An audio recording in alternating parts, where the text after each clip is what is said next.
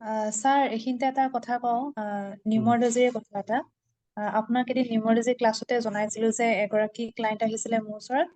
তেওঁ মানে নিজৰ পাৰ্টনাৰৰ লগত বিয়া হ'ব নে নাই চাবৰ কাৰণে আহিছিলে আৰু তেওঁৰ পাৰ্টনাৰৰ লগত মানে নাম্বাৰছ কেইটা নিমিলে মই মানে তেওঁক মানে ডাইৰেক্ট ক'লো যে এইখন বিয়া মানে সদায় ইমান এটা ভাল নহ'ব গোটেইখিনি তেওঁক ক'লো তেওঁ মানে ভাল নাপালে মোৰ এনচাৰটো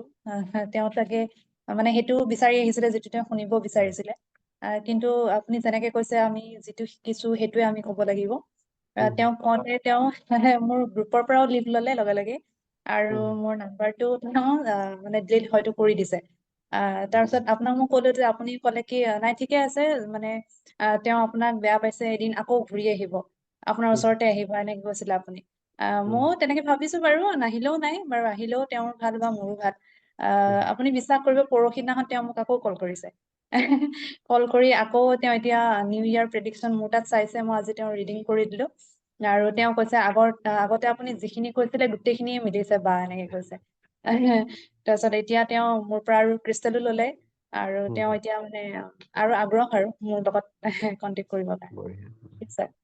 নলেজবোৰ কেতিয়াও মানে ফেক হ'ব নোৱাৰে নলেজ যিটো আছে বা যিটো বিদ্যা সেই বস্তুটো সদায় থাকিবই